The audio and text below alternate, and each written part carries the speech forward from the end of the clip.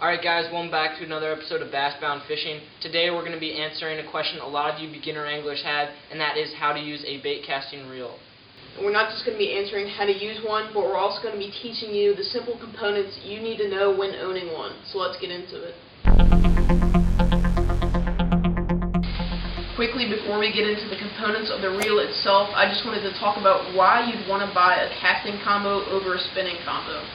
And the first and main reason is it's just much heavier. You can cast much heavier lures into thicker places, such as punching into mats or pitching into wooded areas, and you can really pull out those bigger fish out of the harder to get to areas, and the use of the bigger lures can also help you when targeting bigger fish.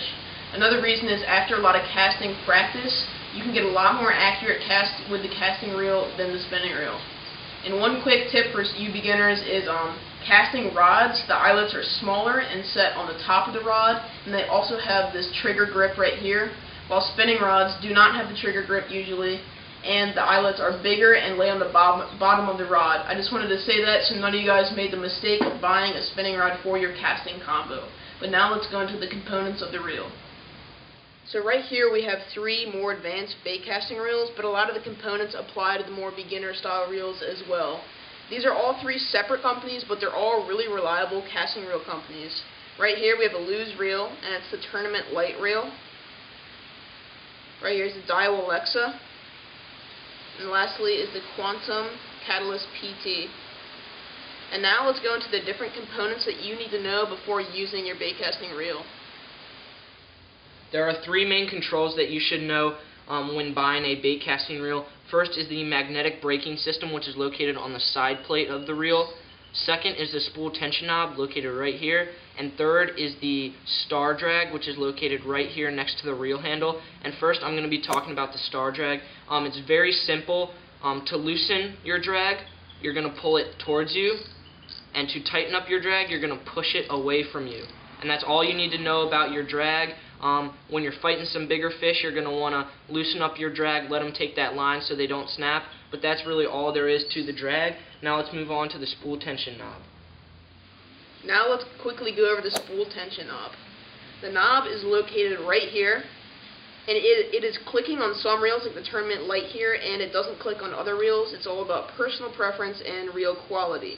But the purpose of the knob is to tighten and loosen the tension in your spool of the reel, and this allows you to cast heavier baits and lighter baits. The way to tighten the spool tension is to push it away from you, just like the drag, and that'll tighten the spool tension in your reel and allow you to cast bigger lures without getting a bird's nest. And to loosen it, just like the drag, you pull it towards you, and that allows you to cast lighter lures, longer distances. So now let's quickly go over the magnetic braking system. Now onto the magnetic braking system, which is located on your side plate of your reel and is a lot like the spool tension knob, whereas you can fine-tune your casting ability.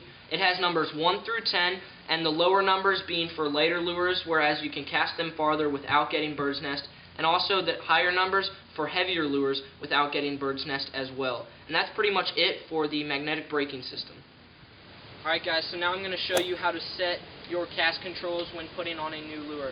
As you can see here, when I open my spool and take my thumb off, my bait does not move at all. That means my spool tension knob is set too tightly.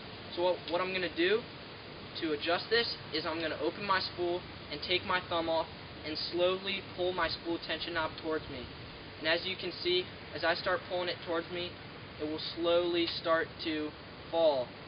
Right there is probably the perfect speed of falling. As you can see, it just slowly falls, very smooth. I'm going to show you guys if it were falling too quickly though. That right there is probably too quick.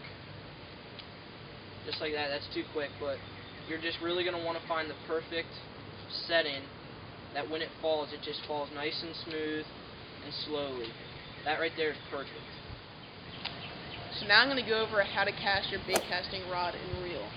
So first off, when you're practice casting, you're going to want to use a lure like this. This is the square bill crankbait right here, but it doesn't have any hooks on it, and it just allows you to cast wherever you want without getting snagged on the grass. The first step to casting, after you have your lure set to the perfect dimensions, you just want to push this lever down right here, which releases the spool. And as you see, if you just push that lever down, your lure just keeps falling, the spool keeps turning. So as soon as you push that lever down, you need to keep your thumb on the spool so it doesn't keep turning, so the lure stays where it is. When you go to make your cast, at the point where you feel your lure will go the furthest or you want to let go of your line, just simply lift up your finger. So I'm going to go back like this. Just going to lift up my finger and it goes. And the most important thing is right before the lure hits the ground or the water, you want to put your finger back on the spool to stop it from spinning, because if you don't do that, your lure will hit the ground or the water, and your spool will just keep turning, and this is what causes bird's nests. So I'm going to do it again. And there's lots of different motions you can use when casting a bait caster reel, but a great one to start off with is just a slow sweeping sidearm cast, like that one. And when you're casting a bait casting rod, you don't really need to whip it as much as you would a spinning rod. So you just want a nice, smooth, long cast. And as long as you get lots of repetition, soon you'll be casting without thinking. Thanks for watching this episode of Bass Bound Fishing. We hope these tips helped you out, and if you want to see more tip videos just like this one, make sure to comment below and subscribe to our channel. Sorry for the lack of posts lately, guys. We've been having some trouble with our editing computer, but we got that back up and running now, and definitely we got a lot of videos coming out for you guys, so stay tuned for those.